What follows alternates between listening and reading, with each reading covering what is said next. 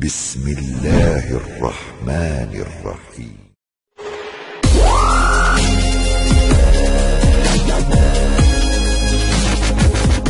Bismillahirrahmanirrahim. Assalamualaikum warahmatullahi wabarakatuh. Ahlan salam. Selamat datang, welcome, Wilujeng Sumping ya di channel dalam acara ngobrol hal yang bermanfaat.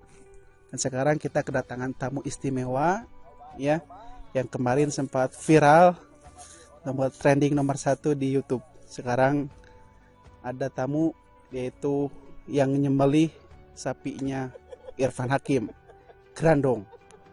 Ya baik, kita akan ngobrol bagaimana kesan ataupun hal-hal yang berkaitan dengan sembelihan kemarin bersama tamu kita Ustadz Dede Tasmara. Ya Ustadz, assalamualaikum. Assalamualaikum warahmatullahi. Kemarin lihat di YouTube Ustadz menyembelih hewan kurban Irfan Hakim yang bernama Grandong yang sempat viral. Itu asal mulanya dinamakan Grandong itu bagaimana Ustadz? Ya, jadi menurut ilmu cocokologi itu Grandong itu berasal dari dua suku kata, ya. Grand itu besar, ya, dan dong ini Grandong gitu, gede gitu, cek bahasa orang Sunda mah. Jadi Grandong, nah gitu. Asal usul nama gitu eta teh. Bukan pemain di Malampir ada Grandong gitu. Nah, bukan.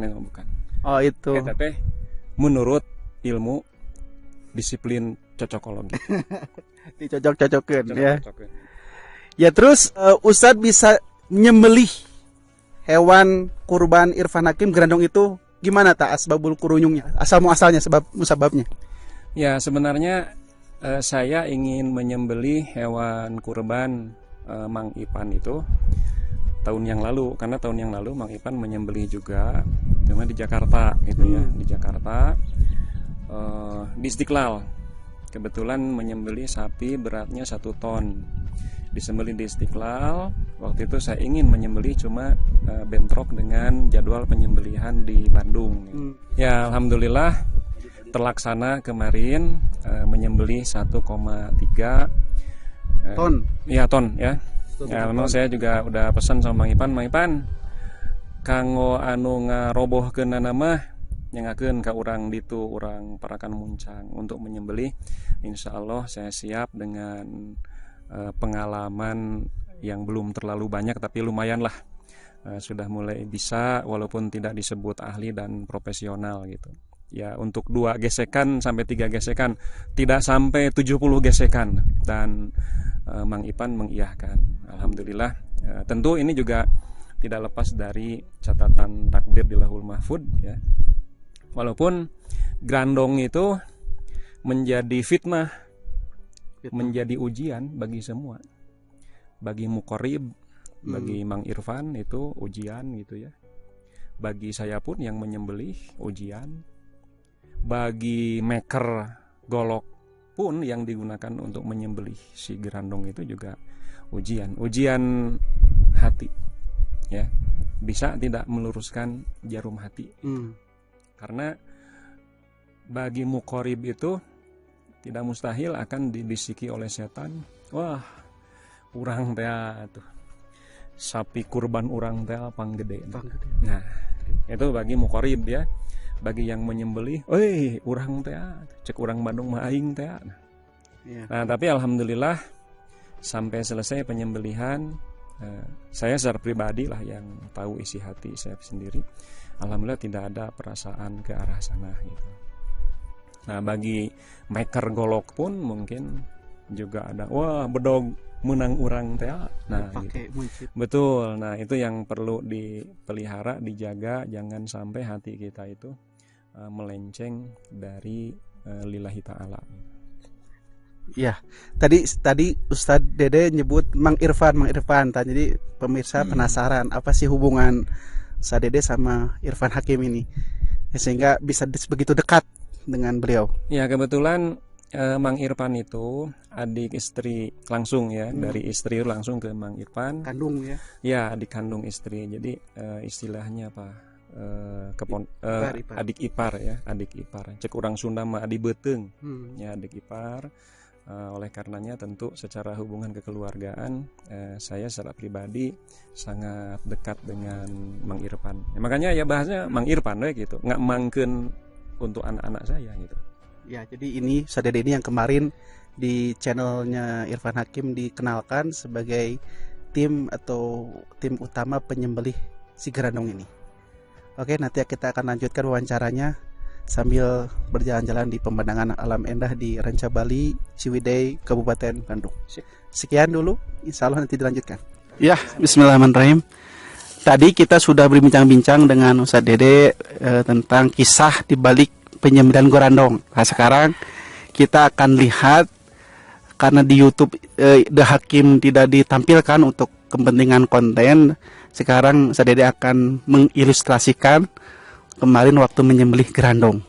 Nah ini anggap saja ini adalah anak gerandong ya. Jadi bagaimana cara menyembelih gerandong kemarin akan dipraktekkan pada sore ini supaya jadi pengetahuan bagaimana menyembelih sapi yang besar. Silakan. Baik, bismillahirrahmanirrahim. Ini kaitan dengan teknis mengikat kaki sapi ya. Ngabarengkos kaki sapi agar nyaman buat si penyembelih. Itu kalau kita perhatikan ada teknis begini. Jadi si dua kaki belakang, nah gitu ya, disilang gitu. Nah disilang. Ini sebenarnya posisi mengikat seperti ini kurang begitu nyaman buat si penyembelih. Nah yang nyaman buat penyembelih itu, ini kaki belakang, dua kaki belakang itu ditarik ke belakang, tarik gitunya. Nah itu. Betot ke itu talian. Nah ini dua kaki depan itu ditarik ke sini, diikatkan ke belakang. Enten, semua. Nah ini buat kepala. Nah posisinya seperti ini. Kepala posisinya. Nah kemudian kepalanya, nah dikieukeun, nah cicing sapi. Nah jadi posisi tenggorokan ya, posisi kulit tenggorokan ini jadi ente mengkerut gitu. Jadi dan ini cara mengikat ini kepala jangan sampai bergerak. Karena seringkali yang menyebabkan capek lama itu ketika ujung golok kena, nah si kepala sapi itu udah gede. Nah gitu, jadi nyepet. Jadi intinya itu kaki mesti terikat dengan kuat, kemudian posisi babangus gitu ya, cungur itu mesti betul-betul kuat gitu. Jadi posisinya nah seret. Nah gitu Pak warga sadaya teknis penyembelihan.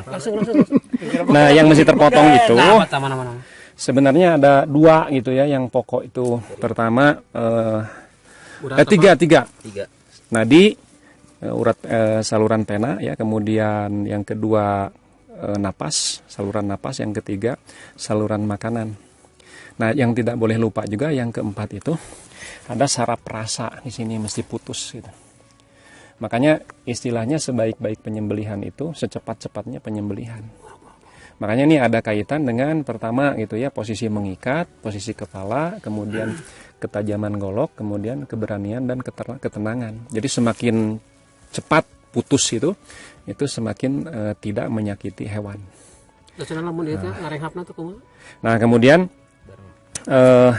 untuk mengukur bagian mana yang dipotong itu 4 jari dari rahang. Ini rahang telinga ya. Nah 4 jari dari rahang. Nah kemudian juga yang perlu diperhatikan itu masalah napas sapi keluar masuknya itu. Jadi ketika napas keluar, nah itu yang sangat tepat, sangat baik untuk disembelih. Ketika napas keluar disembelih itu istilahnya dagingnya tidak akan bau. Jadi kebanyakan ada daging kambing, daging sapi yang bau itu karena ketika mengambil napas si sapi itu disembelih. Teknisnya seperti itu. Ya, terima kasih ini buat sapi ya. Silakan bangun, sudah selesai. Ya, itu teknis penyembelihan gerandong kemarin yang tidak sempat disiarkan di YouTube, tapi ini adalah ilustrasinya bagaimana teknis menyembelih sapi dengan baik dan benar sesuai dengan syariat dan teknis dari penjagaannya. Oke, terima kasih. Kita akan lanjutkan nanti di Kawah Putih atau di Ranca Bali. Assalamualaikum warahmatullahi wabarakatuh. Tadi kita sudah wawancara tentang gerandong sampai proses cara menyembelih ya bro. Sekarang terakhir sebagai penutupan, ada pertanyaan satu, apakah tahun depan ada rencana nyembelih lagi Insya Allah bersama The Hakim ya, Channel? Insya Allah Bang Ipan semoga selalu ada rezekinya. Beliau sudah boleh dibilang bersumpah seandainya Allah memberi rezeki akan selalu berkurban, dan mudah-mudahan tahun depan dan tahun depannya lagi bisa lebih baik lagi. Ya, terakhir pesan untuk semua yang mau berkurban dengan hewan yang besar. Ya, tidak ada amal yang paling dicintai oleh Allah pada tanggal 10 bulan Dzulhijjah kecuali ihraqud dam, mengalirkan darah. Artinya bahwa berkurban itu lebih utama pada tanggal 10 bulan Dzulhijjah. Kemudian juga ada pemikiran-pemikiran pada masa pandemi ini, daripada berkurban lebih baik dibagikan uangnya saja. Ini pemikiran ini seperti baik ya, padahal menyesatkan. Membunuh. Kalau kita punya uang, taruhlah sebanyak 3,5 juta, ya, dibelikan seekor kambing atau diikutkan saham sapi, dengan 3,5 juta yang dibagikan uangnya kepada fakir miskin. Berdasarkan hadis tadi itu lebih utama 3,5 juta yang dibelikan hewan kurban kemudian disembelih dan dagingnya dibagikan. Karena kalau pada sedekah tidak ada kurban, tapi kalau pada kurban tidak ada sedekah. Kemudian ya, ini pesan buat yang lain. Bang Ipan menyembelih sapi 1,3 ton. Tentu kita berharap agar niat kita semua lurus, dan tentu kita tidak bisa berprasangka ya ria dan lain sebagainya, karena yang tahu apakah ria atau tidak itu orang yang bersangkutan dan Allah Subhanahu wa Ta'ala, karena ria itu urusan hati.